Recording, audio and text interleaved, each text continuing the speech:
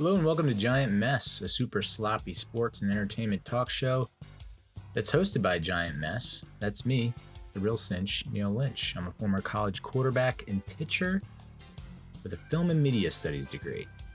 So you know I'm raking in the cash. On this here pod, we like to cover New York Giants football, that's baseball, movies, TV, and comedy. Some life lessons and funny stories mixed in for good measure. On today's episode, we're going to be talking about New York Giants schedule. The official schedules for the 2024 season have been released, so I will go week by week, give my predictions and my thoughts. We'll look at the win projections for all 32 NFL teams. Where do the Giants come in at? What is their estimated win total? I'll give some over-unders on like what you should take if you're a betting man or woman or non-binary. Welcome to 2024.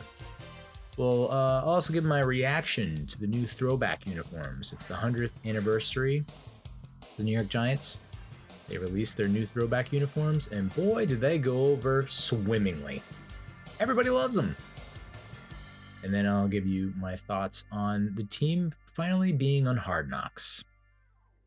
And we're kind of pioneering Hard Knocks. So I'll give my thoughts on that. So without further ado, let's get it started up in here. As I mentioned in the intro, the 2024 official 2024 NFL team schedules have been released. So we're gonna go over that. We're gonna review it. We're gonna look at it. We're gonna dissect it.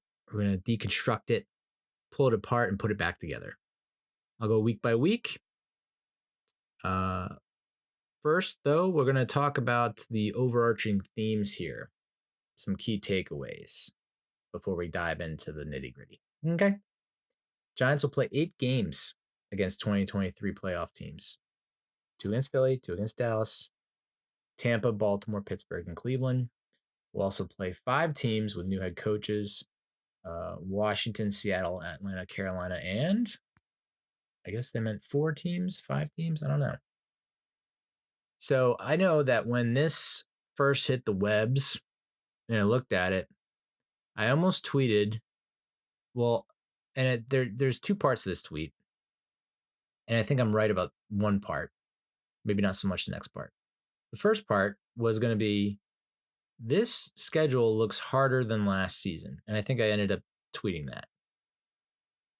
I don't know what it is. I know last season had a hellacious schedule, West Coast visits, prime time, lots of prime time, which we're not great in. So I understand that was the big takeaway last year, was like, wow, this schedule is tough as shit. And it was tough as shit the whole way through. And then, but this year seems harder than last season for some reason. Like, and now there's conflicting views about which is harder, the first half or the second half. And it's like, you could debate that until you're big blue in the face. So those are the kind of the biggest takeaways from the schedule release. I don't think we had a schedule release video.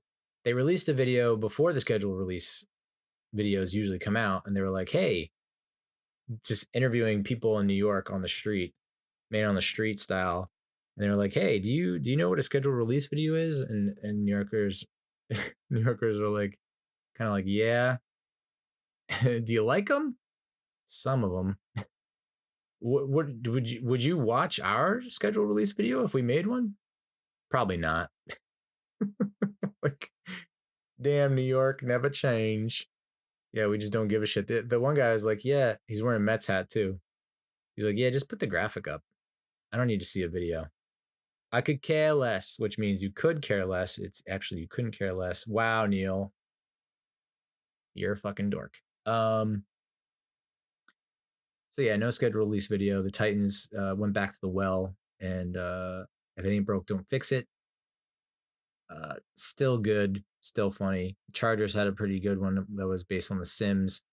If you don't remember the Titans one from last year, they did it again this year, man on the street style. But this year they had the hot woman who said, "Oh, are those the Red Stallions?" Which it was the Falcons. So I mean, there's so much wrong with that. You're looking at a fucking bird, and you go, "It's at the Red Stallions, a horse," and then you made a roaring cat sound. Wow. Anyway, they got her to host the Man on the Street style interviews this go round, and it was good. Was it as good as last season? Probably not, but still pretty good. And then, like I said, the Chargers did one that was The Sims, and I don't know that I played a ton of The Sims growing up. I think it came out when I was like right getting into college, maybe it was high school. But there was just a lot of, I mean, that I think that's for a different generation. I'm just too old to get a lot of that humor. It was just like were they talking? They weren't speaking English, and then there was a lot of you'd have to really pause it and like look at all the subtle references. But yeah, Giants didn't have one, and maybe we'll get to see why in Hard Knocks. We'll get to Hard Knocks in a little bit. Anyway, week 1, Minnesota Vikings home game, MetLife 1:00 game. I think everyone, I'm speaking for everyone, every single Giants fan is happy as a pig in shit that we don't have to play the friggin' Cowboys in the opener again. Minnesota was 7-10 last year, third place in NFC North. Giants trail the Vikings in the head-to-head series, regular season series, 17-10. We smell against Minnesota in the regular season. But in the postseason, we have the edge, 3-1. That one loss should have been a win. 1997 wild card. Is it a divisional wild card? Wild card, where we were up, and then they scored all kinds of bunch of points with less than 2 minutes left in the game, and everyone was just fucking floored. Giants and Vikings will meet in a season opener for just the second time. Last time was September 21st, 1969, when Los Gigantes thwarted the Vikings 24-23 in Yankee Stadium. Yes, all you youngins, all you spermazoa tadpoles. We used to play in Yankee Stadium. Hall of Fame quarterback Fran Tarkenton, who was traded from Minnesota to the Giants in 67 through 2 fourth-quarter touchdown passes to Don Herman that enabled the Giants to overcome a 23-10 deficit. Minnesota has won the last 4 regular season games in this series. Good God. And it looks like we're either going to get Sam Darnold, so maybe we can get him to see some ghosts and ghouls, or rookie J.J. McCarthy, who we passed on. Could have drafted at 6, which I think a lot of people would have been pissed about and upset about. And we passed on him. So if he starts and he beats us, you don't have to watch for the rest of the season. I think we have our answer about this season and probably the future of Brian Daboll and Joe Schoen.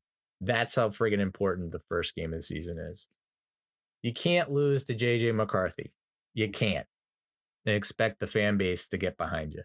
So history would say we're probably going to lose. But I don't know. I think that we're going to get off the schneid. When was the last time we went 1-0? When's the last time we won our first opener, season opener? Oh, it was 2022, was it? Maybe? Yes, it was. But it feels like every other year or every year before that and after 2021, 01, 2020, 01, 2020, 01, 18, 01. Yeah, I think we have not, that was 2022 is like maybe the first time that we have won a season opener in a long time. We just don't win season openers anymore. You know, overrated, right? But this year, I think we absolutely have to. I think that's critical. There's no way around it. A lot of people will say, hey, you're overreacting, you're being dramatic. And it's like, nope. I honestly think that if we lose that first game against the Vikings and JJ McCarthy's the starting quarterback, I think everyone's going to lose their minds. So week 2, we go to Commanders Field to play the Washington Commanders. Another 1:00 game on Sunday. Yeah, last year Washington stunk. 4-13, last place in the NFC East. In the regular season, we lead the series 107-70. And in the postseason, it's tied 1-1.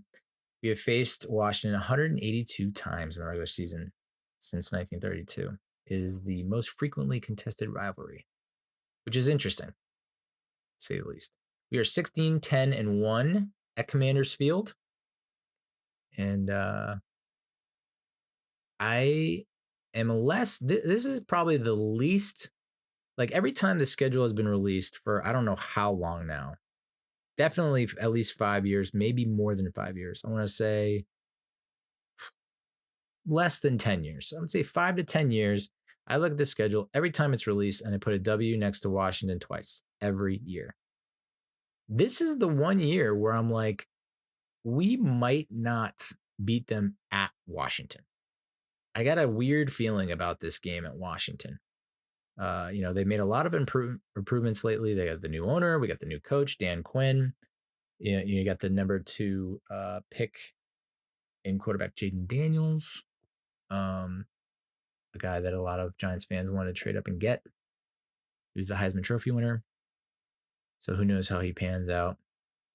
And they also have Bobby Wagner, who led the NFL with 183 tackles for Seattle. I honestly thought that Bobby Wagner had lost a step and that he was no longer elite, but I guess he's still got something left in the tank. So I don't know. I got a weird feeling about that game. I wouldn't be shocked if we lost it. We are 52-42-5 in road openers. So even though in openers we're not great at home or on the road, I guess we're not so bad. Week 3, we go to Cleveland, face the Browns at Cleveland Browns Stadium. Another 1:00 Sunday game. They were 11-6 last year. AFC second place in the AFC North, 5th playoff seed. It looked like they were going to win the AFC North after they beat the Ravens in November, mid-November, early November. And then they had the emergence of Joe Flacco because Watson got hurt again, and then they got smoked against the Texans in Houston. From 1950 to 69, the Giants and Browns had one of the NFL's greatest rivalries, playing each other twice each season, except for 1968. And since the Browns have moved to the AFC in the 1970 merger, they have played each other only 11 times, in which we own the advantage 6-5. This is going to be the best defense that we face. One of the 2 best defenses that we'll face. There's been some debate about the other one, which we'll get to. But Cleveland finished second in defensive DVOA last year behind Baltimore. But they do bring back more critical pieces than Baltimore. Reigning NFL Defensive Player of the Year, Myles Garrett. Pro Bowl caliber players in cornerback Denzel Ward, safety Grant Delpit, and linebacker Jeremiah Owusu-Koramoah. And I got that guy, Schwartzy, who we're familiar with from his days in Philadelphia. Oh boy, this is a hard one because our offense smells. It reeks. And who knows, maybe with a revamped offensive line, it won't be as bad. But still, that's a really high quality defensive team. So, if you come out of the gates, you go into Minnesota and you win, and then you win at home against Minnesota. And then you go into Washington and win 2-0 coming into that Cleveland game, and you put up a close game, a good fight, and you're going to start catching people's attention, and then you might win the fan base over. If you go 0-2 into Cleveland, like, all right, start making your off-season plans. I just don't think it's gonna turn out the way you want it to. So, but that'll be an interesting game. That'll be a good barometer, a good test. See where we're at offensively. I think defensively, the run defense will be severely tested. So we'll see. We know that we've kind of upgraded our pass rush with Brian Burns, but with the loss of Leonard Williams and Ashawn Robinson, can some of the younger guys step up on the defensive line and our free agency acquisition. Can they fill the void and continue to, uh, you know, defend the run, defend the wall, defend the run? Okay, please. So that'd be an interesting game. It's a loss. So, I just remember like when the schedule came out, I thought 2 wins. I legitimately had 2 wins. I looked at it and I said, we'll be lucky to get 2 wins. And now that I've started to look at it again, well, you'll see. Week 4, we got Dallas at home. This is a Thursday night football game on Amazon Prime. We trail the series 75-46-2 in the regular season, but we lead in the postseason 1-0. And that's huge. Okay. So why is it I can't remember when that playoff game was? It wasn't 81. It wasn't 84. It wasn't 85. It wasn't 86. It wasn't 89. It wasn't 90. When the hell was that? 2000? No. 2007. Jesus. Wow. Alcohol kills brain cells. I don't know if you know that. I guess maybe weed does too. So I'm on a tear. Yeah. Crazy that we've only met once in the postseason. I guess that happens a lot with division rivals, maybe. I don't know. Dallas 12-5 last year, first place in the NFC East. Got the number 2 playoff seed. They have won 13 of their last 14 meetings, and they're 8-6 in MetLife Stadium against our guys, the G-Men. So oh boy. You come into this game 2-1, coming off a hotly contested game against the Browns in which you could have won it, but you earned respect. And then you take, if you can then take it to Dallas and give them a run for their money, I think people will have their hopes high. But if you come into the Browns game 0-2, you go down 0-3, you come into that game against Dallas 0-3 at home, and then get embarrassed on primetime television yet again. It's like, all right. Well, Sundays are open, Mondays are open, Thursdays are open. So, yeah, I mean, I don't know. I guess you can call this another rebuilding year. We didn't think it would be last year for the most part, but that I guess was a rebuilding year where it's kind of like, okay, we're back down to earth now. And then I guess a lot of people are looking at this as a rebuilding year. But if you can come out, stick it to them, just earn their respect. Like that's the thing that's so shitty is like, okay, we lose them a lot, but like they're fucking laughing at us on the sideline. Let's make them frown. Just turn that smile upside down. So I think I have that as a loss. We just can't figure out the Cowboys. Week 5 at Seattle. It feels like we play Seattle every freaking year. This is a late afternoon Sunday game on CBS. Seattle was 9-8 last year, third place in the NFC West, just missed the playoffs. Giants, we are 4-6 in Seattle, including 2-4 at Lumen Field, which opened in 2002.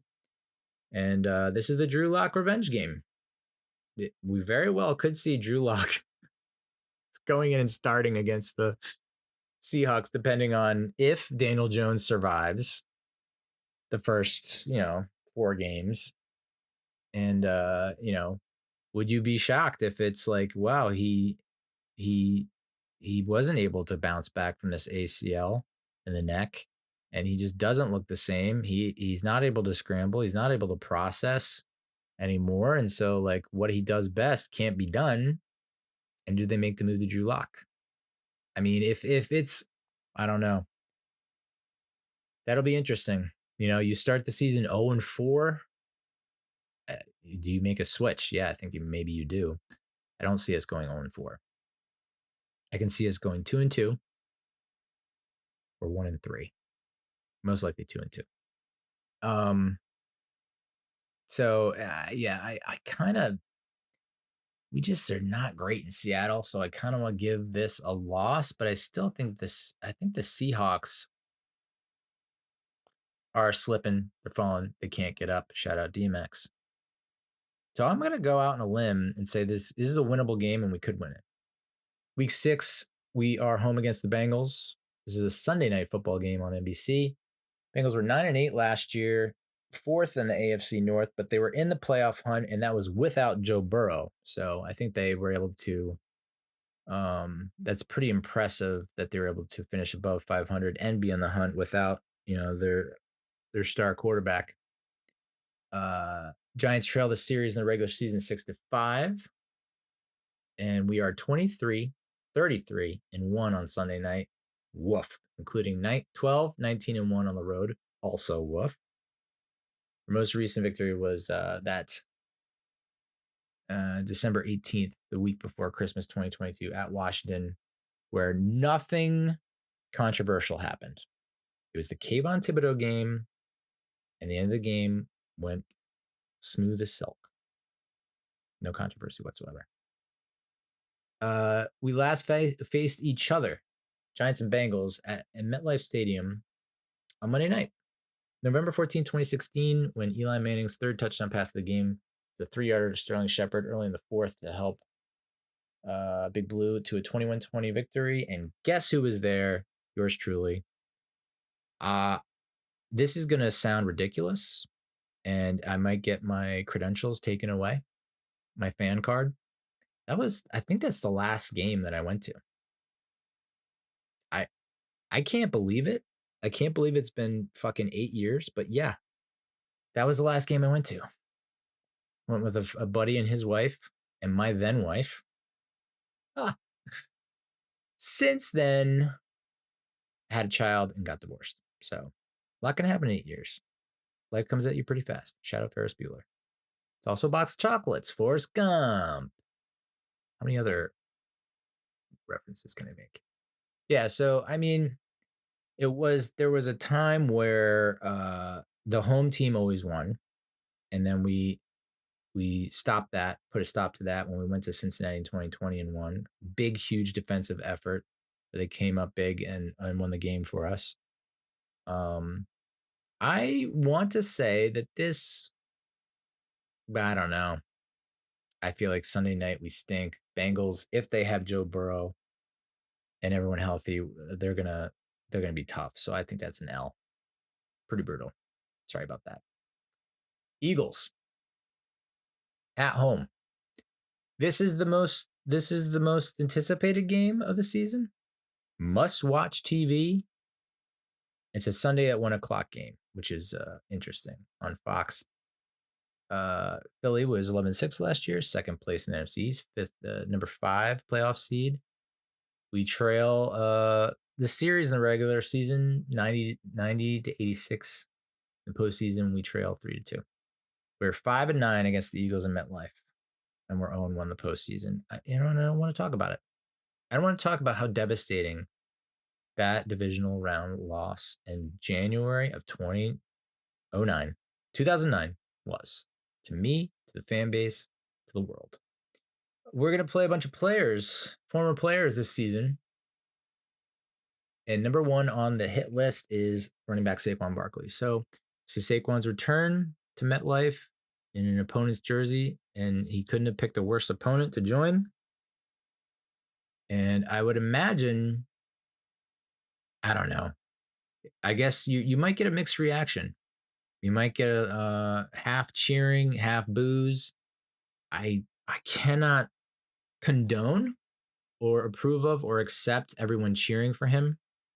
And I'm hoping it's more boos than cheers. And I know booing has gotten a bad rap over the past, I don't know how, decade plus.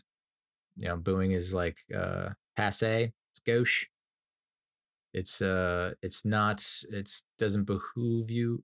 It's like I don't know. Now all of a sudden we're supposed to, like, we're fanatics, dude. We're emotional. We're not logical. So let us boo. We have all this pent up anger and frustration, and we're not going to sit there and watch this guy come in. He literally could have gone to so many other teams and come back, and I think everyone would have cheered. It's just the Eagles. Maybe the Cowboys, not even the Commanders. It's the Eagles. You pick the worst possible team to go to. So that'll be, man. Oh my God, how amazing would it be?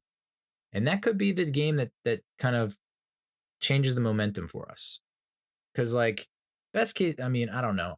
I feel like best case scenario going into that game, you're 3-3, so you're hanging in there through the first six. You're 500 through six, playing some pretty good teams: Cowboys, Bengals, Seahawks, um, Browns. Like those are some pretty high quality teams.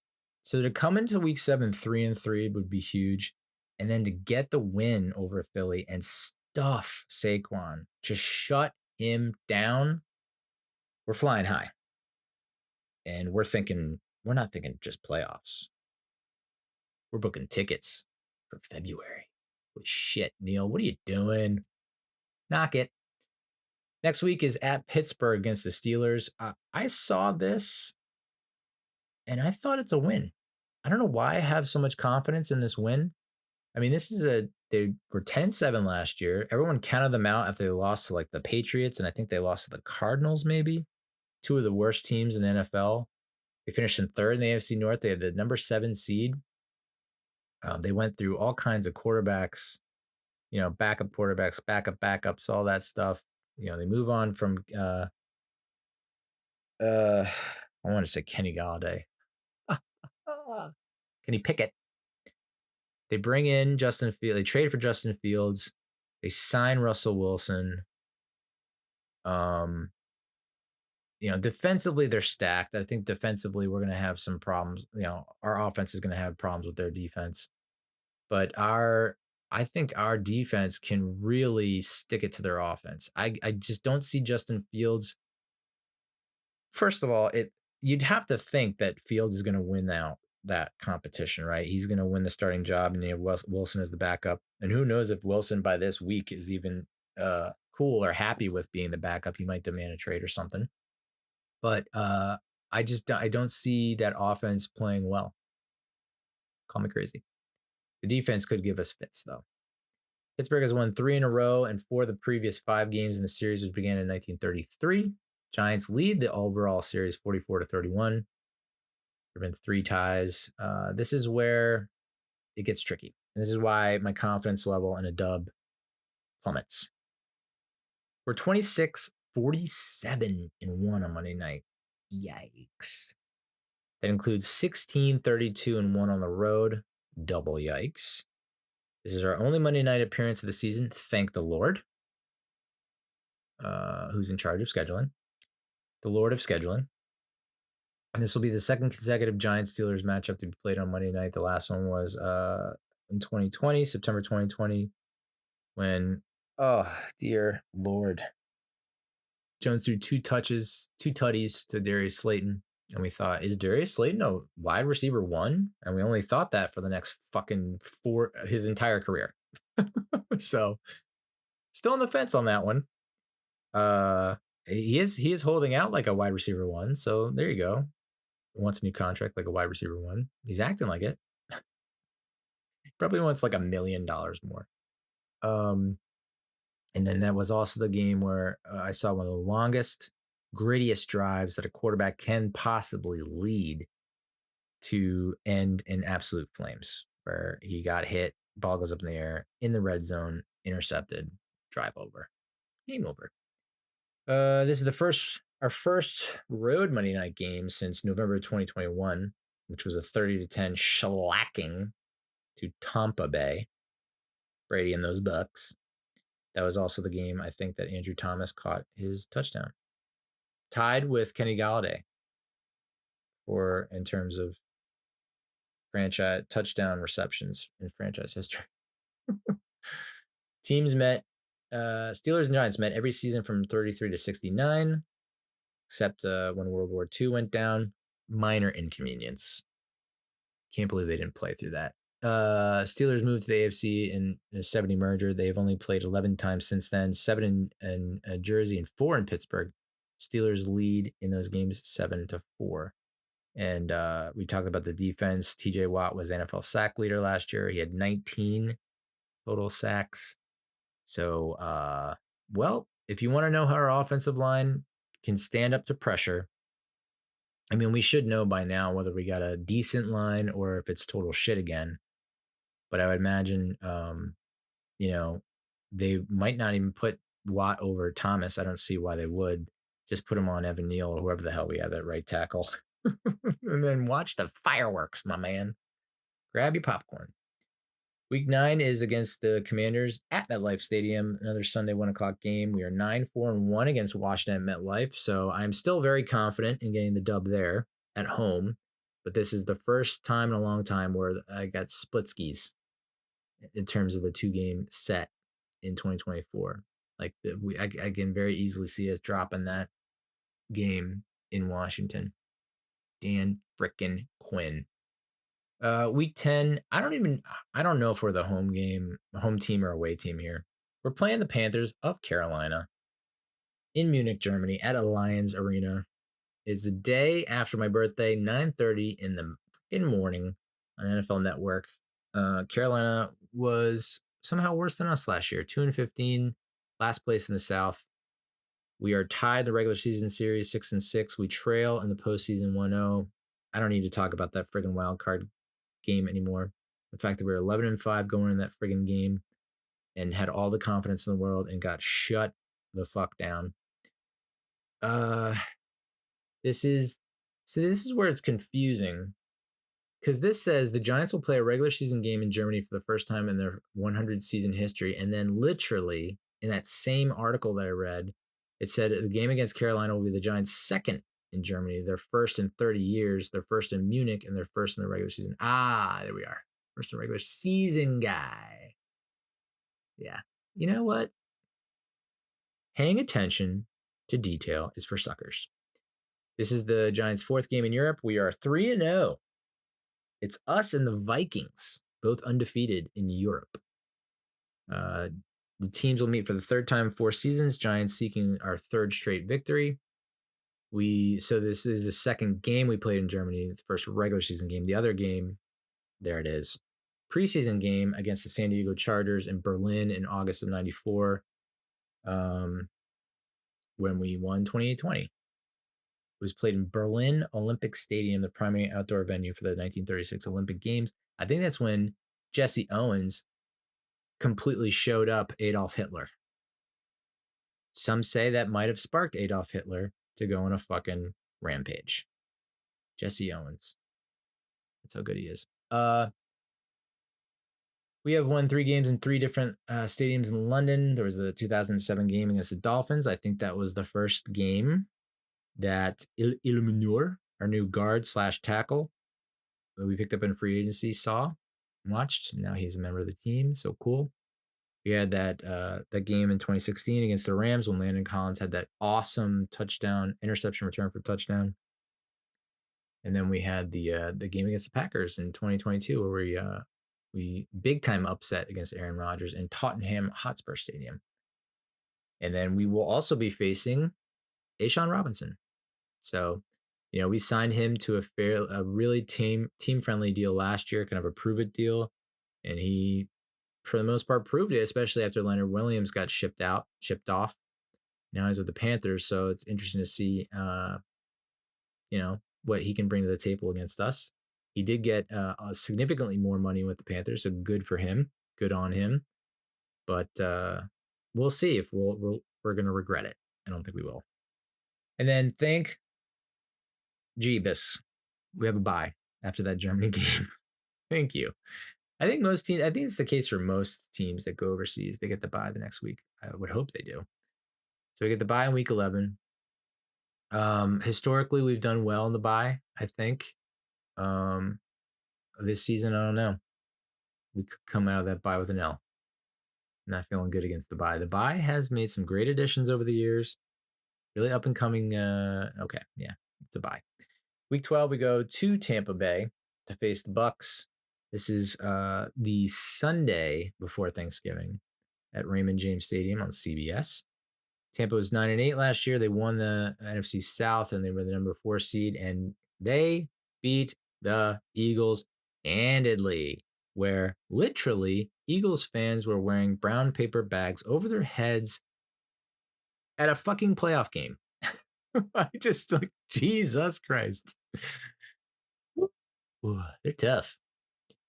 Giants lead the regular season series 15-9 and the postseason 1-0. That was a game I went to. Just a quick reminder, I was at that game. So some are saying I'm good luck. November of 2020, Giants. I wasn't going to include this, but I don't know. This is kind of a fun fact. Giants jumped out to an 11-point lead in the November 2020 game and then allowed 19 second half points to lose 25-23. I believe that was against Mr. Brady, the freshly roasted Mr. Brady. And then the Giants beat Tampa on October 1st, 2017 by a score of 25-23. These are the only 25-23 results in the Giants franchise history. We've played more than 1,400 games, 1,455 games, including postseason play. And those are the only 25-23 results. What? When we get together with the Buccaneers, it gets weird. And then we'll be facing our former guard, Ben Bredesen, who I didn't even know went to the Bucs. I just like missed that somehow. So, I honestly think we can come out of that with a win. I know Baker got paid, good for him, but I just don't see the Buccaneers being able to repeat what they did last year. I think they take a step back, and I think we take advantage of that. Week 13, we go to Dallas to face the Cowboys. This is a Thanksgiving game. Oh, yeah. So might have to double up on the binge drinking that day. We have lost 7 consecutive games in AT&T Stadium, and we're 5-10 overall there. We first played on Thanksgiving in 1926, in our second year, when we defeated the Brooklyn Lions 17-0. Suck it, Brooklyn. And after a 2-year hiatus, we played in a Thanksgiving Dame. Thanksgiving Dame? We played in a Thanksgiving Dame. Dame. What the hell's her name?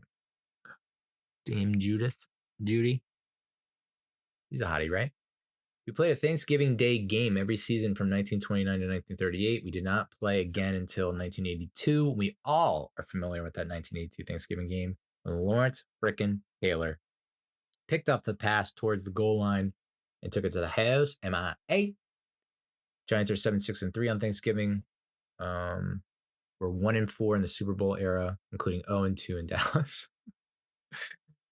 2 years ago, 2022, we were hurting for squirting, and we managed to somehow pull it together and come out with a 2020. We made it close. It's 2020.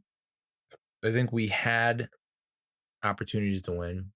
There was the Saquon drop that people blame DJ for. So, we played it closer than a lot of people thought. So good on you for the 28-20 loss. Moral victory, right? Our most recent victory on Turkey Day came in that, what I mentioned, the 13-6 win against the Lions in Detroit. The LT's fourth quarter 97-yard interception return for a touchdown. That's a loss. I was just like, I wish I could, but I'm hoping it's another one of those losses like we had the last go around where it's like we kept it close, we fought, and hopefully earned a little respect. We didn't just roll over. So week 14 we're home against the Saints. Saints were 9-8, just missed the playoffs. We're second in the NFC South. We lead the regular season series 17-5. We are 2-1 against the Saints in MetLife, and I hope, no cap, we blow the fuck out of these guys. I hope we blow them out big time. Like, remember in 2012 when we won 52-17 or something like that? Let's run that back. Let's do that again. I would very much like that. That was one of the most frustrating games of last season, and there were a ton of frustrating games, but to come off the Packers win with Tommy DeVito you start to think, all right, maybe we can turn this thing around. And we're facing a Saints team that's not exactly that strong. They're a lot of fighting just to get the division crown because you probably won't get the wild card. And then for us to lay a duck, DeVito was knocked out, and then Tyrod got knocked out or something. I don't know. We went through like 3 kickers. Jamie Gillen pulled his hamstring but hit a field goal. It was like just a weird game, but like if you remember correctly, every time DeVito got sacked, they did that stupid fucking DeVito gesture in his face. So I'm hoping that we can return the favor this year and remind them, hey, you don't disrespect the family. Okay. So I'm going to say a win there. It could very easily be a loss, but I think we get a win there. And then week 15 against the Ravens at home. They were 13-4 last year, first in the AFC North, number 1 playoff seed, and then fell short at home against the Chiefs. Apologies to Stavi, Stavros Halkias. Giants trail the regular season series 4-3. In the postseason, we trail 1-0. We all know where that loss came in, right? We all know. Giants have won their last 3 home games against the Ravens, 2008, 2016, and 2022. This is, many would say, the best offense we're going to face in 2024. They finished 4th in points per game last year, 28.4. They have the offensive, they also finished 4th in offensive DVOA. Learn how to read. And 2-time reigning NFL MVP Lamar Jackson. And they also, no big deal. Just a minor transaction over the wire.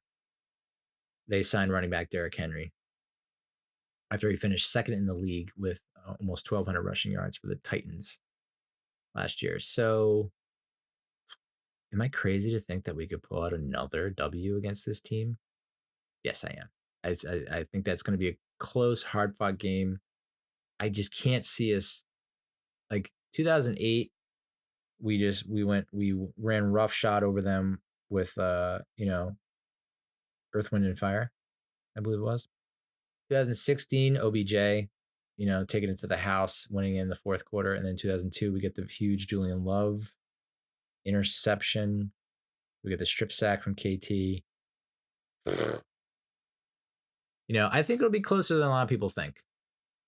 I don't think they're going to go steamroll us. But who knows? It's week 15 at that point, and maybe we've all given up. But I think if we're in the hunt, we're still in it. I think that we give them all their worth. We give it all, and then some. Close loss, and that might spur us coming down the home stretch. Week 16 is at Atlanta. I originally had this as a W, but people seem to think that with Kirk Cousins at the helm and with the weapons that he has, like he's the missing piece of the puzzle for that offense, and so that they're he's worth at least 2 or 3 wins. They finished 7-10 last year. They were in 3rd place in the South. We trailed the regular season series 14-11, but in the postseason, y'all know 24-2. Y'all know 2012, our first and only home playoff game at MetLife. Atlanta has won 3 straight and 4 of the last 5 games in the series, including the last 2 in the Garden State. By all accounts, I think everyone who watched the draft or heard about what happened draft night was flummoxed and perplexed and thought it was an absolute dumb move for the Falcons to draft Michael Penix Jr. at 9 after having signed Kirk Cousins to a 4-year, $180 million deal in free agency. But, barring any injuries to Cousins, Achilles injuries ain't no joke. He's 35. He's entering his 13th season. He's got Drake London. He's got Kyle Pitts. He's got Bijan Robinson. So the offense, that's gonna be a good matchup for the defense.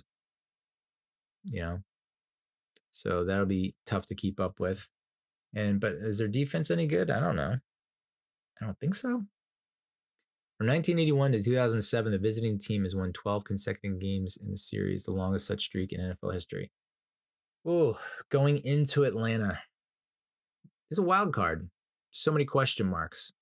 Because if Cousins is hurt again, and Penix is the quarterback, and then he comes out and beats us, we're gonna have, it's just like the JJ McCarthy thing. It's like, well, we should have got, shoulda, woulda, coulda. I still believe that this can be a win, especially if we're coming out and we play it close against Baltimore. We beat New Orleans. We play it close against Dallas. We beat Tampa. Like, we're kind of right there. We're like win one, lose a close one, win one, lose a close one. And if we take that kind of good energy, positive vibes into hot Atlanta, I think we can get the dub. Then week 17, we're home against the Colts. It'll be either Saturday, December 28th or Sunday, December 29th. I think it's the first time I've ever seen that. It's like, well, it could be one of the days. We're not sure. And we're not sure about the time. We're not sure about who's going to announce it or where it's going to be broadcast. Like, this is an official schedule release, sir. Sir, it's an official schedule release. Giants trail the series record, amazingly, 10-7. And then we also trail in the postseason, 2-0. Colts are 1-1 versus the Giants in MetLife. I think we got smoked by Andrew Luck in 2014. And then, we thrashed them towards the end of 2022 to clinch a playoff spot. And that was the game that Bobby Okereke punched Daniel Jones and also had 17 million tackles. And we're like, maybe we should sign that guy. And then we did. And he gave us one hell of a year. December 28th is the 66th anniversary of the greatest game ever played. The Colts 23-17 overtime win against the Big Blue in the NFL championship game in Yankee Stadium. Still don't get the greatest. It's crazy that it gets that moniker, the greatest game ever played. Insane that it gets to keep that moniker. I mean, I wasn't there. My grandfather has passed. My father was just a wee boy. So it's I need to talk to some older Giants fans and be like, was it really the greatest game ever played? Because it's insane that we keep calling it that. Because I from what I've seen, I haven't watched the whole game, and maybe I should.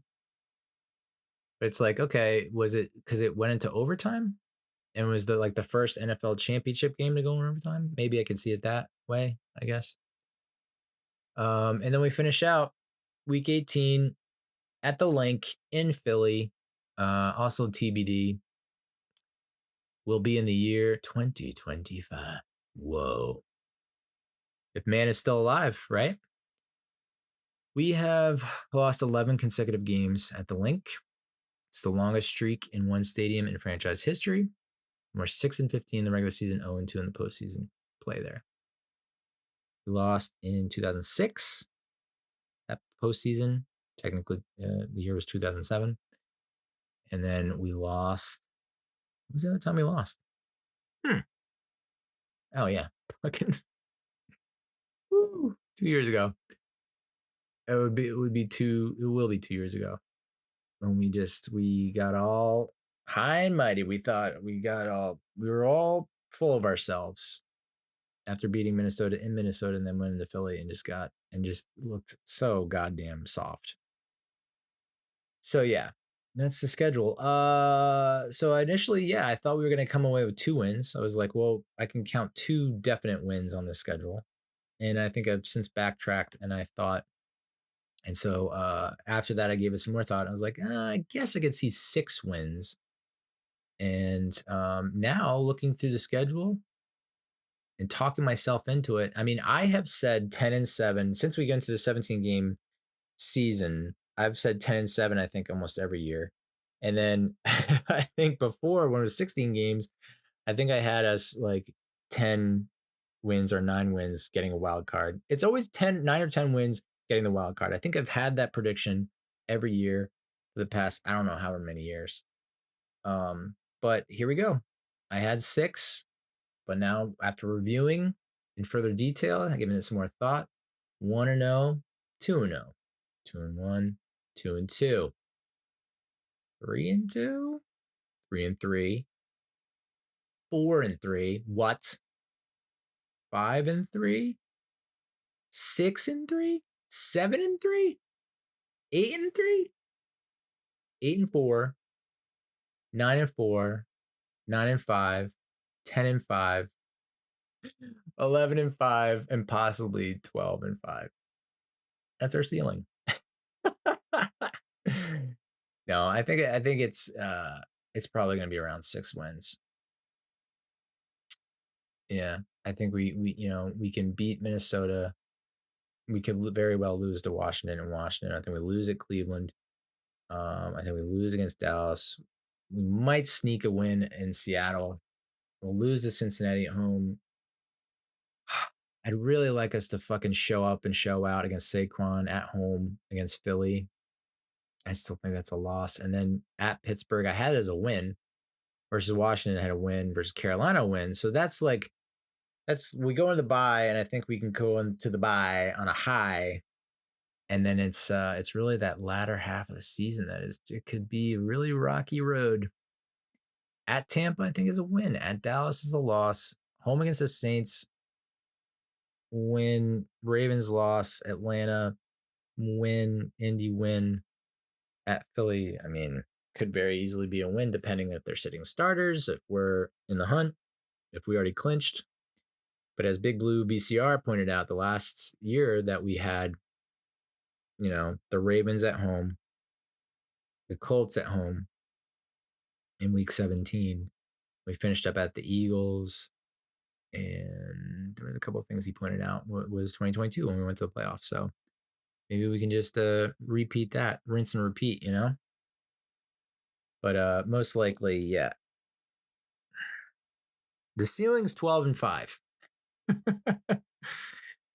I think realistically 6 wins, but what would it take to get a wild card? Yeah, I guess it would be 9 or 10 wins. So you have to sneak 3 or 4 wins. Which games are the games that we can sneak wins? Home Ravens, home Eagles, home Cowboys. We got to start winning these games against the Cowboys and Eagles when it matters. So yeah, that's the 2024 Giants schedule. We can't afford to lose again at the Commanders in week 2, considering what we got coming along the lines. And our toughest stretch, according to Charlotte Carroll, the Athletic, is the weeks 12 through 18. Bucks, Cowboys, Ravens, Eagles, Saints, Colts. The only team that finished below 500 was the Falcons last year, and they obviously, I think a lot of people think that they're probably not going to repeat that this year with Kirk Cousins, should he stay healthy. But she predicts 8-9. Bold prediction, I think. I'd love to see that. I think I'd love to see that. 8-9. I know a lot of Giants fans would probably say, well, if you're not going to make the playoffs or be in the hunt, you might as well tank and get a high pick and blah, blah, blah, blah. Just like they said last season when they were like, we'll see. Now we're going to miss out on friggin' Drake May and Jaden Daniels and whoever the fuck. So let's talk win projections. I'll start in the AFC. We'll start at the AFC East. Now that the schedule has been released, officially, we have win projections. What I should have done was look at the win projections from last year and see how they stacked up to the actuals, see how accurate they were. But I didn't. Might be. Dolphins, we'll start in the AFC East. The Dolphins are projected to win the AFC East with the projection is 10.2 wins. So at least 10 wins, and the over-under on them is 9.5. And I gotta think, unless there's real trouble in paradise there, I know they lost, what's his name? The linebacker with the long hair. I think they lost another defender. But they still have McDaniel, and they still got Tyreek, and they still have Tua, and they still have Waddle. So, yeah, I would take the over on that. I'd say they get 10 wins for sure. But I don't think that I guess it would be nice to see them. I know I have friends that are Jets fans that are going to castrate me for this, but I'd actually like to see the Dolphins go somewhat far in the playoffs. I don't know if a Super Bowl is necessarily in the cards, but I do think it would be kind of cool to see them win in the playoffs, and especially in a cold weather game. I mean, I don't know anyone that took the Dolphins. I mean, there are some gamblers that just get talked into it, because it seems like like everyone's against it, so I got to take it type of thing, which I think I almost did. But yeah, it'd be interesting to see. Like, is it all speed and finesse with them, or are they going to actually play tough and gritty? And is that going to be able to be enough? But I could definitely see them winning the AFC East. People think the Bills are on the outs. I think where it's like they kind of missed their window and now they're on the decline. I disagree. With that said, they're projected to get 10 wins and their over under is 10.5. And I think I would take the under there. I really do think they get 10. I think they go 9-8 or 10-7, and like they get the last playoff spot, I think. Jets are projected to get 9.6 wins. The over under is 9.5. I'm going to take the under on that. And I know my friends that are Jets fans, they've already cut off my balls. And now they're going to tear out my sphincter. Then they're going to say I'm a hater because I'm a Giants fan. But it's just the truth. I just, I think the defense is still pretty legit. They picked up, what was it?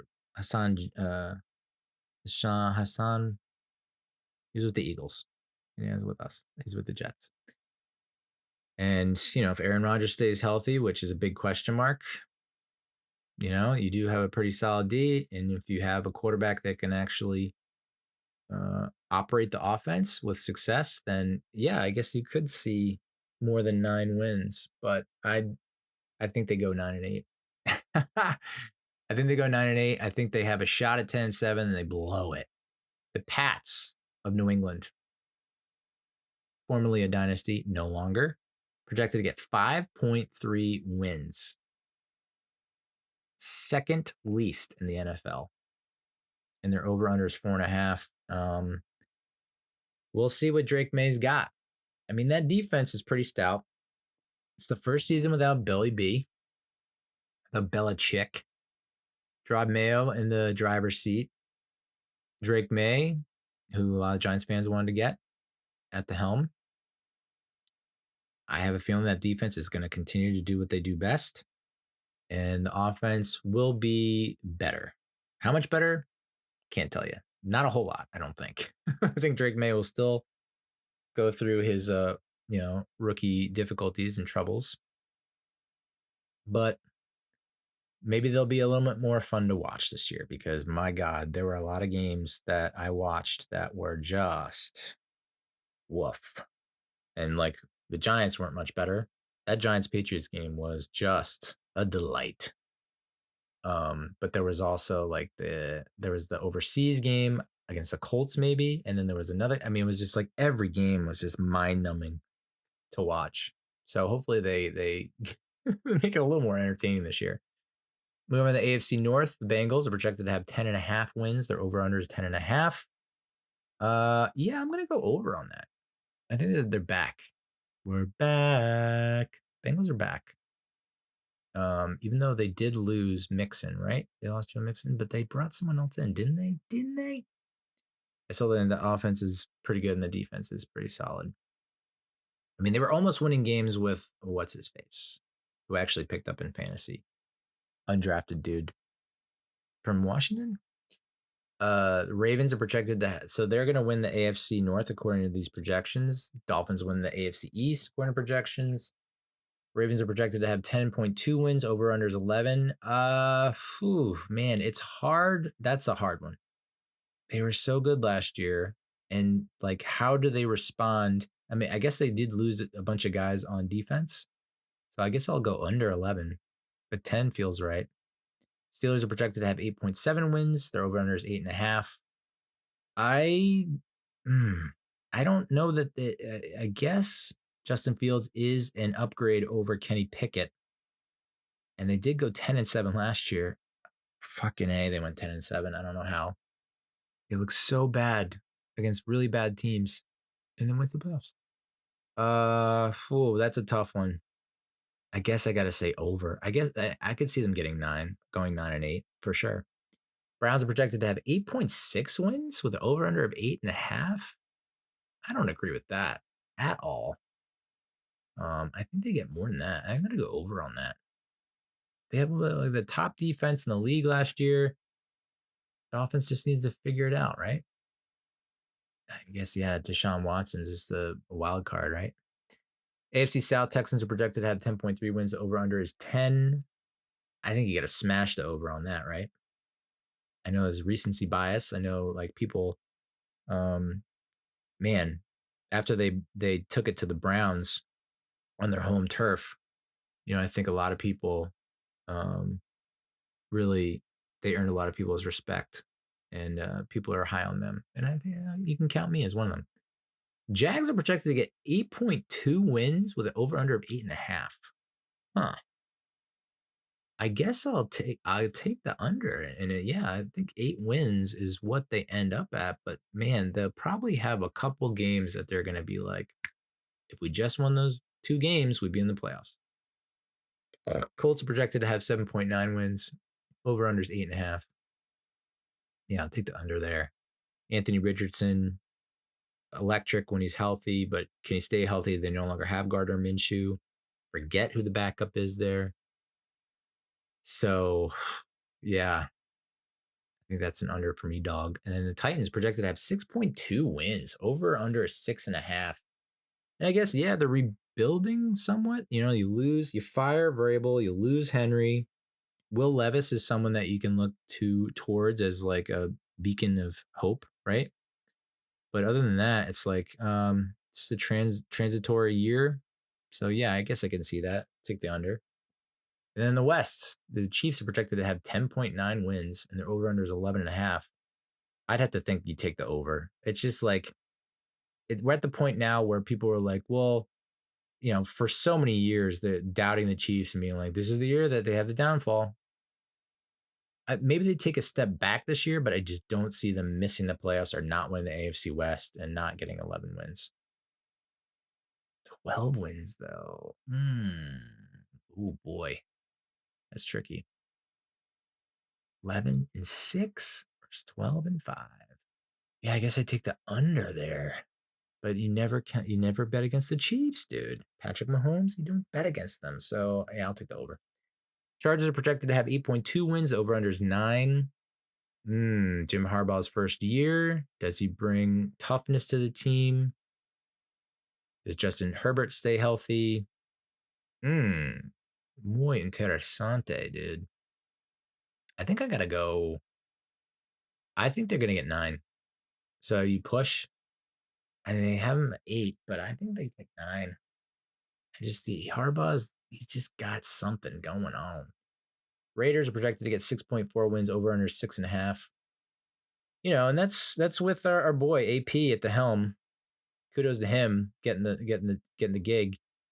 6.4 though. I'll take the over on that. I believe in AP, and I believe the players believe in AP, and I think he gets them in the hunt.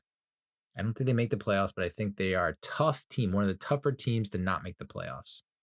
Like you face them, you're not going to be, it's not going to be a walk in the park. I just don't think that they're going to lay over and get blown out a lot. I think they're going to give people headaches. And like if the ball bounces here or there once or twice, maybe they're in the playoffs. The Denver Broncos projected to get 5.7 wins. The over under 6, smash the under. And I'm not saying that because my ex-girlfriend's a Denver Broncos fan, but I dug parts of one of their new alternate uniforms. But they just, hemorrhaging money, lost a ton of players, especially on defense. Bo Nix is the quarterback, maybe.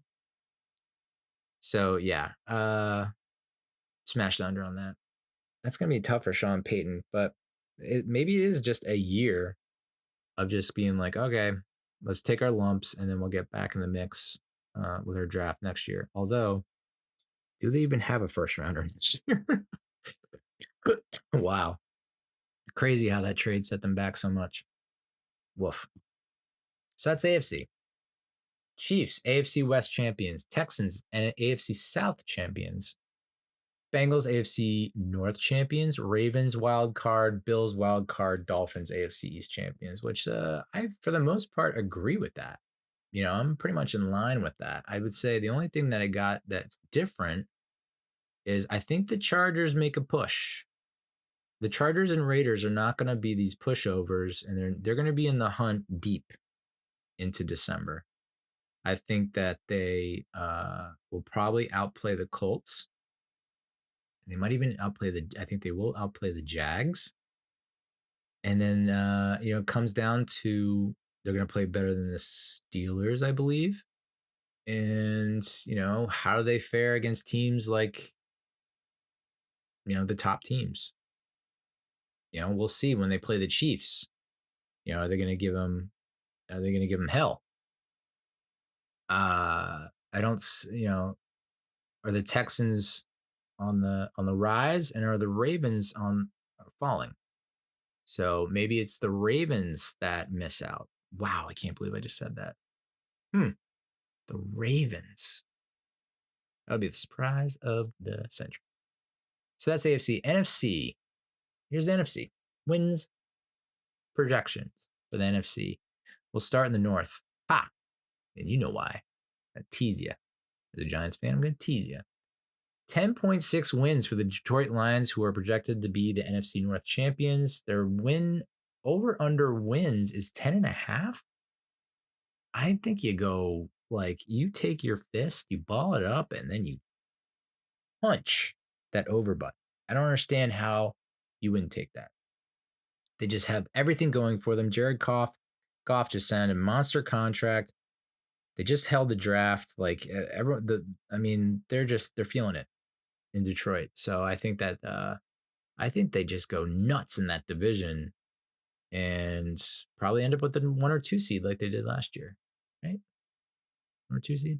Or no, they did 3 seed. Packers. They have the Packers winning 9.8 games. That's the projection. They have them getting the wild card, one of the wild card spots, and they are the over under is 10. Oh, that's a tough one too. They're all tough, but over under 10. 9-8 again. I could probably see that. But 10-7. I cannot see them going 11-6. So yeah, I think you do take the under there. And then if it hits 10, you push. And then everyone's happy. And then drinks on me. The Bears coming in third place, according to wins projections, 8.5. Their over-under is 9. Yeah, I'd probably take the under there. I can't see Caleb Williams coming in and leading them to a 9-8 season. Just doesn't. My crystal ball is a bit cloudy, and it has historically never been right. But I would take the under on that. But I do think, I hope he puts on a show. That's not like me saying, I hope he sucks. I hope he puts on a hell of a show. I hope he's as entertaining as Fields, but maybe gets better support from his team. And I do think that they'll be a tough team. They won't be a pushover, but it's a lot of wins. Then the Vikings at 7.2 wins. They're over under 6.5. So yeah, I honestly, I can't see the Vikings winning 6 or less games. That does, I don't know. I know they have, there's questions about the quarterback position. I guess they did lose a top pass rusher. But I don't know. They have 7, and I like 7. I do not like 6 or under. So, and would you be shocked if JJ beats out Sam and kind of gets some unexpected wins here and there and becomes the talk of the town? I could see it with thine eyes. In the South, we're going to the South now. One of the best divisions in football, the NFC South. They have the Falcons projected to win 9.9 games. round that up to the 10. The over under wins is 9.5. And boy, man, these lines are tricky. At this point, 9-8 feels like disappointing, doesn't it, Falcons fans? I know that gets you the NFC South championship most likely, but you got to feel like let's get 10. So I would not be, and again, this is if Kirk Cousins stays healthy the whole season, which, dear God, I mean, you watched Quarterback on Netflix. He was going through so much shit in terms of, the 2022 season where it's just like bruised ribs and this and that. And he had to hire like personal trainers to come to his house and stretch him out every Friday. Like it was crazy. So he's a tough dude. There's no question. There's no questioning that. The Bills game, he was banged up. Oof. So he's a tough dude, but again, you can't shake off an Achilles. So that'll be interesting. I think if he's healthy the whole year, they get to 10 wins. If he's not healthy and Penix has to play, I do think that Penix can look good, probably better than Desmond Ridder. I know that's a really hot take, but I don't know if he's going to get them to win games. Next up in the South are the Bucks. 7.8 wins is the projection. The over-under is 8.5. And yeah, I do think they take a step back. I do think they can win 7 or 8 games. I don't think they get to 9, although it's close. I think it does come down. It's going to come down to like a really close game, and people are going to look back on it and be like, that was it. That was the one. We get that. We're in the playoffs. But I think they just miss out. Next up, they have the Saints with 7.4 wins. They're over under 7.5. And honestly, I would take the over. I would have the Saints winning more games than the Bucks, just based on how good their defense is, and like it's another year of Carr in the system. I don't know. I have them winning more than that, but I kind of hope they don't. They're just on my shit list right now. They disrespected Tommy D. Can't do that. Then the Panthers coming in at projection of 5 wins. That's the lowest in the NFL. Their over-under is 5.5. You can go ahead and take that under. Moving along to the West. The San Francisco 49ers, NFC West champions. They are projected to be NFC West champions with 11.2 wins. I believe that's the highest in the NFL. I think that is the highest in the NFL. Now I'm thinking about it. Their over-under is 11.5. Yeah, I mean, you got to figure the AFC is the tougher conference. San Fran pretty much bowled over the NFC last year. They had 14 wins, I think. So I guess you go over there. I feel like 12-5 feels realistic. Especially if everyone stays healthy, like McCaffrey stays healthy, Debo, Kittle, Brock. So yeah, I agree with that. Rams are next in the West. 9.2 wins, projected wins. They have them getting a wild card, and the over-under is 8.5. I would say, yeah, take that. Unless Stafford gets hurt again. Then it's the Seahawks are projected to get 8.8 wins. Their over-under is 7.5, and I could very easily see them going 8-9, 8-9 again, maybe 9-8. With Geno at the helm. And then the Cardinals come in last in projections, 6.7 wins in the West. Over-under 6.5. I like the over there. I think I like the over. Yeah. 6.5. I think they get 7 wins. It's a team that surprised some people last year when everyone thought they were, the Giants were down big to them and then came back in historical fashion. They beat the Cowboys, they beat the Steelers. They had a lot of interesting wins last year, a lot of interesting games where they stuck it to some teams. So I could see them getting, I would say, yeah, take the over on that. And then we come to the East.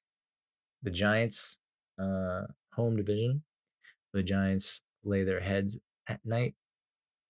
We have the Eagles projected to get 11.1 wins and get the NFC East crown yet again. Over-under is 10.5. I don't understand this. I understand they had a good draft. They got two of the best, if not the two best corners, young corners prospects in the draft, and that automatically upgrades their secondary. And secondary was a huge, you know, problem for them last year. They lose their veteran all-pro center, Jason Kelsey, but I assume they're just going to have another stud just roll into another young stud, roll into the center position. I feel like the offensive line is still pretty good. Did they lose Lane Johnson? I don't remember. But, and they get Saquon. Barf. They also got Paris Campbell.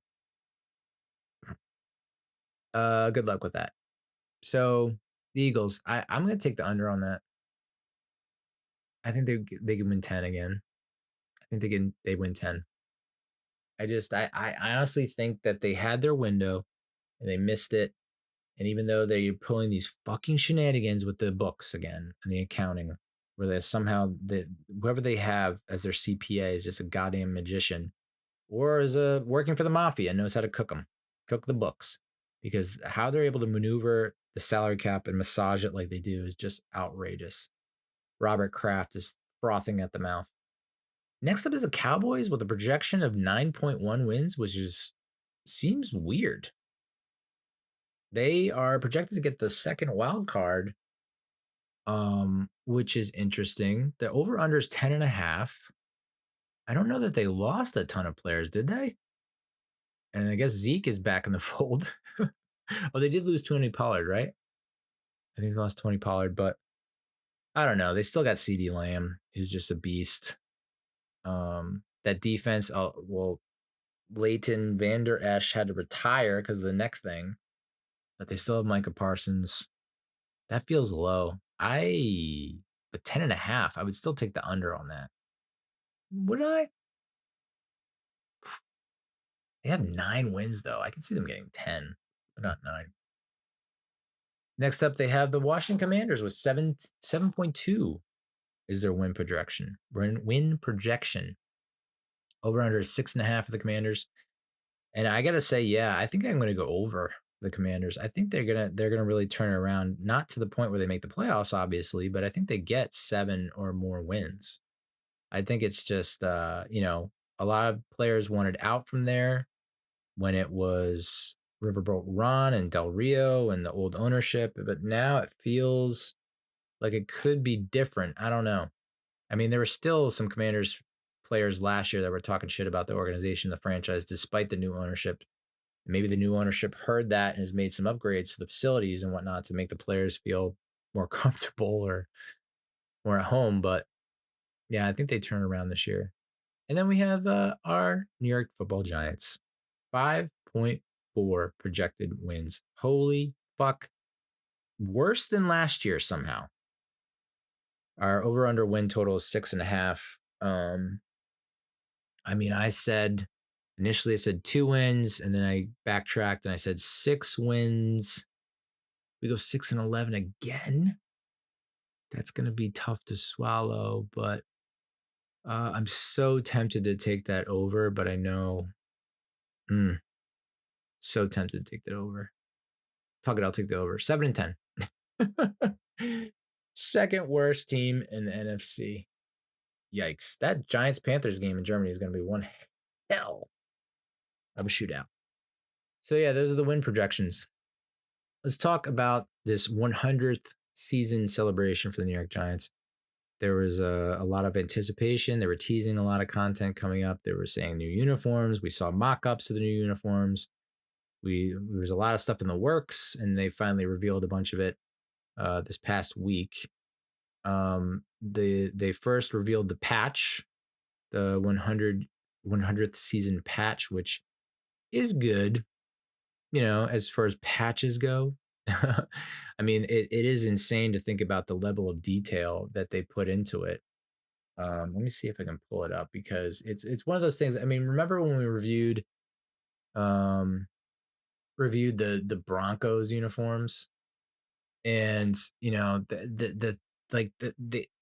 they all do this. These companies, these designers, they do this. They like have these, illustrations or whatever with arrows pointing everywhere and saying, see this little thing that you can barely see close up when you're shoving it in your face? That's an homage and a tribute to some obscure historical thing related to that area. You won't be able to see it on TV or in person at the game, but you know, is this it? That's okay. Here it is. Nope, I don't want to watch the video, dude. I don't want to watch the video. I have to watch the video, don't I? Well, screw you, dude. Ugh. I don't need a video. Do they point it out? They had it in the thumbnail. That's so weird that they would have it in the thumbnail and then not in the video. Whatever, dude. Anyway, it's like here's, they have at the bottom, they had the dude throwing from like the 1956 logo, although it looks different. It looks weird. It looks kind of cartoony. And I know that the original one is a drawing, but it just looks more realistic than the one they included on the patch. They were saying that there's like the shield, the football is the Duke, and I'm like, how do you make that connection? I mean, it doesn't look like the Duke football, but they were like, there's 8 laces for the 8 championships. I'm like, okay, that's cool. But like, that's the Duke, and like these are the columns from whatever Yankee Stadium when they played there, and these are the the O's, the zeros are shaped like the old Giant Stadium. It's like, all right, I guess I kind of see it. So as far as patches go, pretty cool. But the bigger story are the throwback uniforms. These uniforms were designed to honor 100 seasons of New York Giants football. Shockingly enough, they did not honor the 70s. Any of the uniforms from the 70s. Whoa. But they went way back to the 20s and 30s, way back to the first couple decades for inspiration for these uniforms, which they say are going to be worn up to 2 times this year. So no more than 2 times this year, sounds like.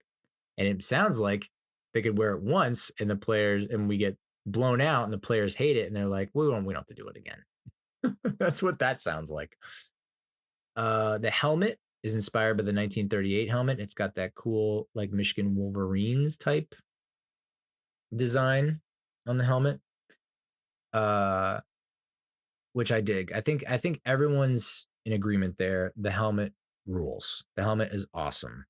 Blue with the red kind of, I don't even know what you call those, like the horns type. They look like buffalo bison horns in the front and then the 3 stripes going back. It's the Michigan Wolverines helmet basically, but blue and red. So I'm a big fan of that.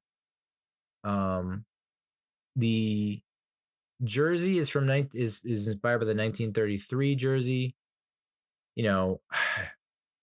When I first saw the mock-up of this, there was a leak. It was like, here's what the reported or supposed Giants alternate uniforms will look like, not realizing that it was honoring the 100th season. It was just like, Giants are set to debut an alternate uniform in 2024. There was no mention of like, it's the 100th season and we're going to honor that. And someone did a mock-up throwing it on Daniel Jones, and it looks exactly like the fucking Montreal Canadiens, which I know everyone is saying. So then they reveal it this go round, the official release, and it's like, okay, it's not the Montreal Canadiens. It's close, but it's not as close as it looked in the mock-up. So the jersey's okay. It is growing on me. And I think it would have worked better had it not been for the pants, which ironically, the jersey was what I was ranking last in terms of like there's helmet, pants, socks, jersey. I had the helmet as the best part, and I had the jersey as the worst part. But then I didn't mind the pants, especially considering that it's not random. All of this, despite like we talked about the New York Mets City Connect uniforms, and it's like this is fucking just so stupid. Where they're like saying like, oh, this bridge, look at this bridge. I don't know. The pants, it wasn't like we thought it'd be cool. It's like we thought it'd be new and fresh and different and what unique. It's like we're honoring the pants that they wore in 1925. That's the colored pants that they wore back then. So we're trying to honor that. Same with the socks. The socks are also from that 1925 season. So the pants and socks, same season. That's what they wore back in the day. And I mean, could it been better? Yes, it could have been blue pants. It could have been white pants. I don't know that red pants would have worked. I think that would have been too much red for these retina and these irises, these these cones. So no red, white or blue probably would have worked better. I think I would have liked blue over white. Just I don't know, it would have been different. But the tan, I think it's gonna grow on people. A lot of people were making jokes like, I know TJ Hitchens from Barstool was like, he had posted the original Jake from State Farm, where he goes, "Hey, what are you wearing? Khakis." So, and Justin Pennick, he posted a picture of a pair of khaki pants on a hanger, and he's like, I got my own pair of Giants pants. I don't hate the pants as much as a lot of other people do. They're certainly not the worst alternates. I mean, you can look back through the annals, and the record books, and you'd see like the Bumblebee uniforms that the Steelers wore were pretty bad. The Packers one wasn't too great. And I think even the Eagles one, they had like the blue and yellow that had the same kind of helmet design as the Wolverines. So I think it'll look better in action than it does in stills. What was the most bizarre was El Jefe from New York Revival posted a close-up of they're releasing promo stills all over the place. It was mostly KT, AT, Jalen Hyatt, Deontay Banks, Bobby Okereke, and then Daniel Jones. And all of them look really fired up and happy and emotional and just like revved up, energized. And I'll have a post a close up of Daniel Jones, and he looks legitimately scared in the fucking promo shoot. What is going on? It doesn't inspire confidence. El Jefe has a whole "Damn It Daniel" video series, and I was like, and that's what I responded with. I was like, "Damn it, Daniel!" Even in the promo shoots, he looks scared. So, oh boy, Daniel. And they're throwback uniforms. I mean, like they basically haven't really updated or changed their uniforms that often, too often. I mentioned the 70s where they had the crazy, like almost like racetrack NY on the side. They're not going to go back to that. They didn't want to honor that because it was like the dark times, right? And then the 60s and 50s, we're basically wearing a version of that now, the current uniforms. We already have the throwbacks for the 80s and 90s that we wear for a couple games that are so nice, universally across the board accepted and beloved. So you gotta have to go back before the 50s, and that's when you get into the 30s and 20s, and that's what they wore. So to me, though, it's like, I mean, you obviously have to update the helmet, and it looks cooler in the helmets of today. The socks, I like. I dig the socks. I think it's different, and I like it. The helmet, I like. It's just the pants and the jersey, you know? So could they have tweaked it a little bit more and modified it a little bit more? Certainly, but then you're kind of losing the whole throwback nostalgic point of it. The fact that we're 100 years old is just something to really celebrate. So I know, you know, it got roasted, but fucking all uniforms get roasted pretty much, and that's what bothers me about a lot of the uniform. Like, what happened to uniform design and uniform designers? I feel like there are so many people out there throwing out like cool alternates and throwbacks and mock-ups that are just, I guess, quote unquote unofficial, amateur, not affiliated, and they just look so much better than what we got going on. But I remember I threw this in AI I was like, the New York Giants, I did a prompt and I was like, the New York Giants are a football team in the National Football League. They are releasing an alternate helmet for the 2024 NFL season. Please create the alternate helmet with the alternate logo for the 2024 season. And I just, nope. AI just couldn't wrap its head around it. Although I got a free trial for Gemini Advanced. So maybe I should run it through that. I didn't even think to run it through that. But a lot of the others, like create a new alternate helmet for the New York Giants football team in the National Football League. We'll see what it comes up with. It is advanced. Normally you have to pay for it. I don't know when I have to cancel it. Probably already paying out the ass for it, and I don't even know it. Yeah, I mean, no, they still come up with that NY. It's like, that's where AI kind of comes up short. Red face mask is interesting though. And there's one with a red outline on the NY, which I don't hate. So red face mask, red outline, maybe change the NY. And then of course they have one where I know people have been pushing for the white helmet with the blue lettering and the red outline, which feels too close to the Buffalo Bills with the white helmet. But then they have like a city skyline. It almost looks like those Army Navy helmets from one of the Army Navy games. But instead of like pictures of fighter jets and aircraft carriers and whatnot, it's just the Manhattan skyline. Generate more. Let's see what they come up with. Come on, Gemini. Nope, that's it. All right. So yeah, that's one thing. That's one of my bigger regrets. I should have just got into uniform and helmet design because that's what I did as a kid. I'd come up with designs and logos and names. Anytime someone was floating the idea of a new city or town getting a sports team, I was like all over it. I got it. I got the name. I got the logo. I got the uniforms. So, far be it from me. I haven't done it in like 30 years, but I think I could dust off. I don't even know what to use. The pencil? People still use those?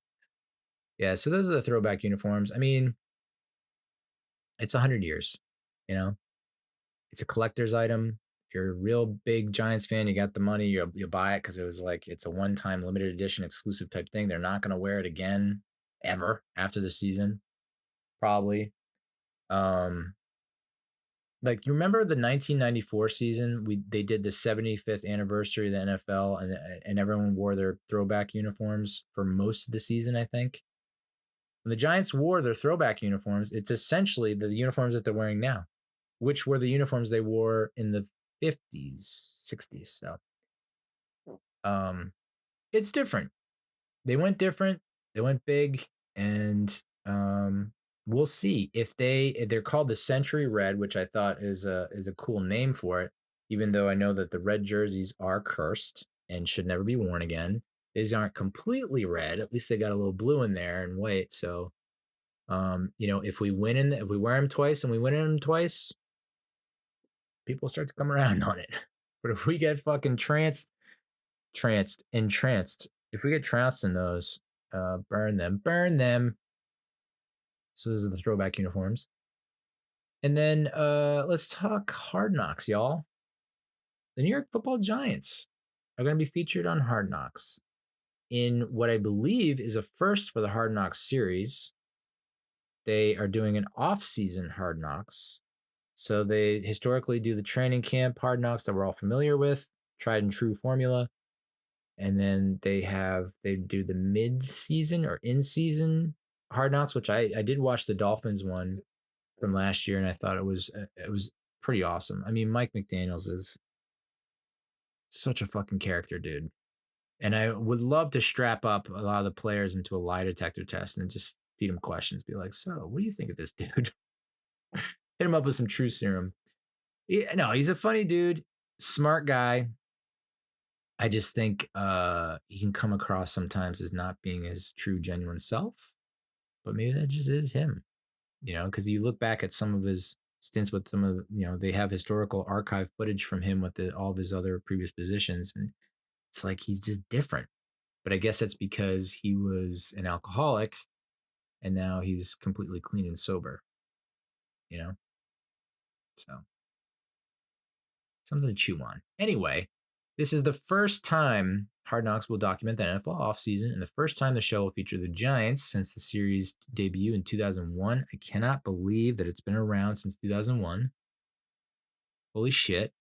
And the Giants have never been featured, which I know that probably some older hard-headed fans would be like, it's just a distraction, but I'm very curious. I would love to see it. And to be honest, and I don't know if this is a hot take, I think this is going to be the most interesting, or has the potential to be the most interesting of the three.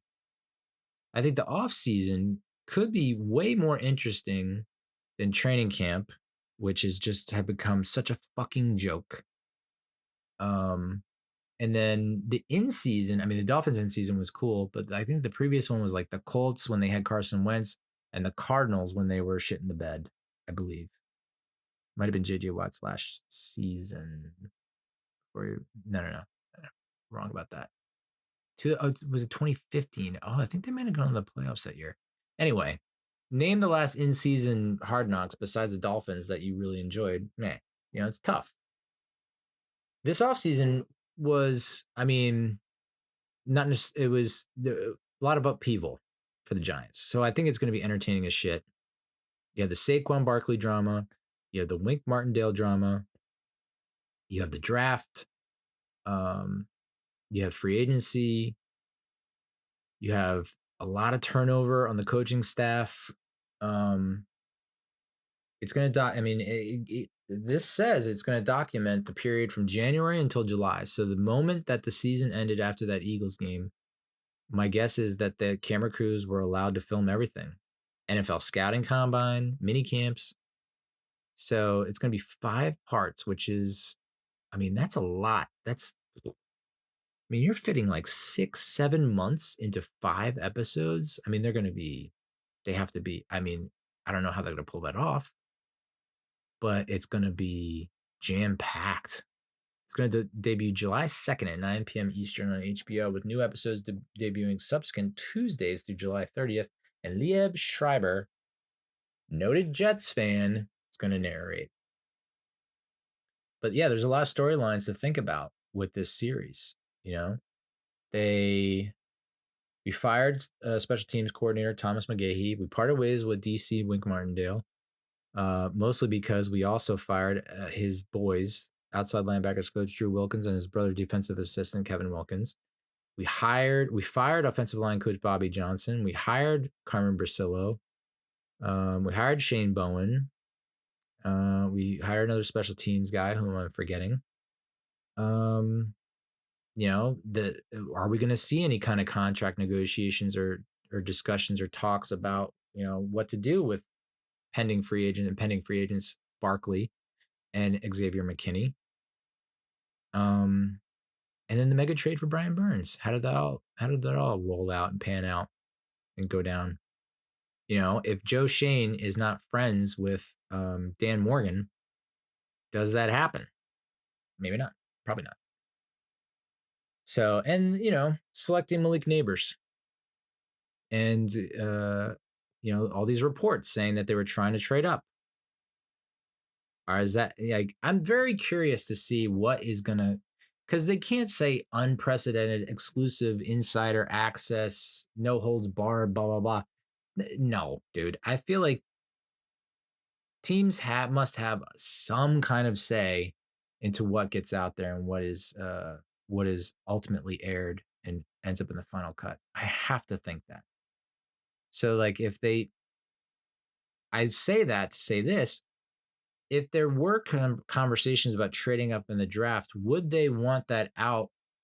Like, Daniel Jones probably not going to watch it, but still, it's just going to add fuel to the fire, because it's like right now it's just reports. We reportedly tried to trade up. It hasn't really been confirmed by anyone, but then you put it out on HBO. Everyone starts talking about it as like, this is confirmed. They want to move on from Daniel Jones, and then Daniel has to whether he try, I mean, he can do his best to ignore it and distract himself and shut out the noise. But that's going to be real difficult.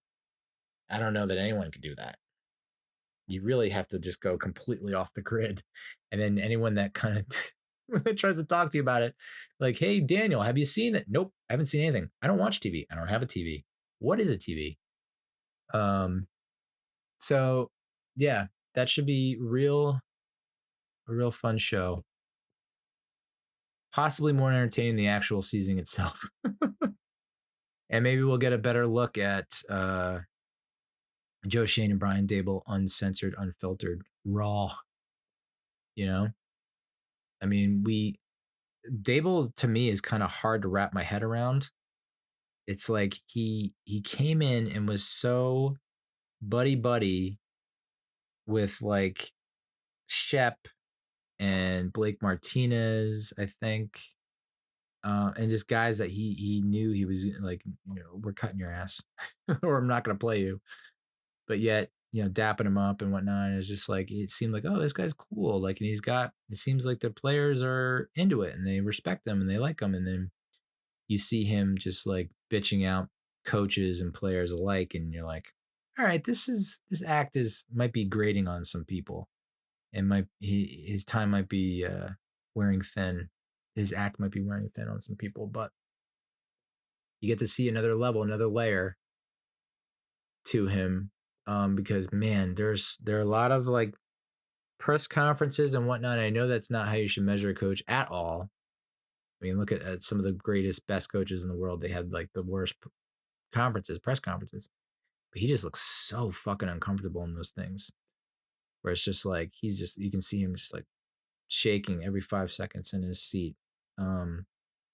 He must hate that, and I guess that's what you should like about a head coach is like, I don't want to be here. Get me the fuck out of here. I want to be looking at football tape. So, but that, and I wonder if they try to edit it to make Saquon look like the bad guy, the villain. I mean, I don't think I don't think pretty much anyone thought we were going to re-sign Xavier McKinney. I mean, I know there were a lot of stands out there that love X-Man and we're like, we have to resign him. We can't let him walk. He's an all-pro, blah, blah, blah, blah, blah. But I don't foresee or imagine that conversation going very far or lasting very long. I think it's like the agent calls, or they call the agent, and they're like, "So, what is he looking for?" And they said, and the agent says the number, and they're like, "Well, thanks for playing," and hung up. Yeah. So, that's the episode. It's so late. Maybe I'll talk Mets tomorrow or over the weekend. I don't think I am qualified to talk about the Mets anymore. I watch the games, most of the games, more times than not. I've got it on my iPhone or iPad. It's on mute because my daughter's watching her thing on the big TV.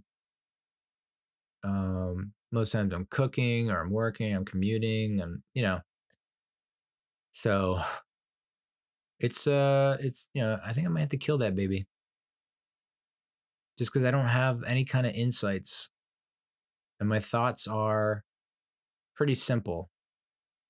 It just doesn't seem. I'm sick of it.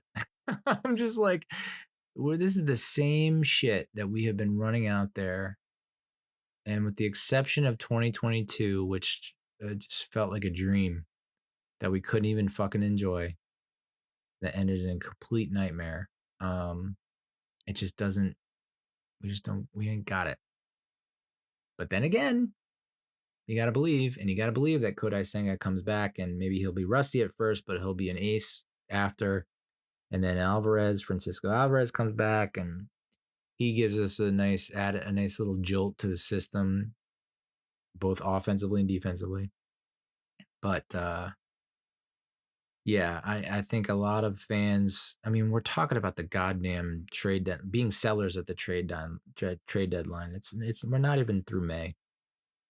let's just get through May. Okay. So maybe I'll be able to talk through that a little bit more, but I think if anything gets sacrificed in the list of topics or episodes that I put out, it might be the metros. Hard to keep up with, not a long shelf life shelf for when you need more life, which I do. I also need more sleep. So that's the episode. You know, might talk Mets next episode. Definitely gonna react to Fallout Season 1, Three Body Problem Season 1, and X-Men 97 Season 1, which some are saying, myself maybe included, is the best show of 2024, at least on Disney Plus. All right. Thank you so much for listening. Thank you so much for watching. And I'll talk to you soon, okay? Hey, chin up, all right? Can you imagine being around for 100 years? Whoa. All right. Adios, muchachos.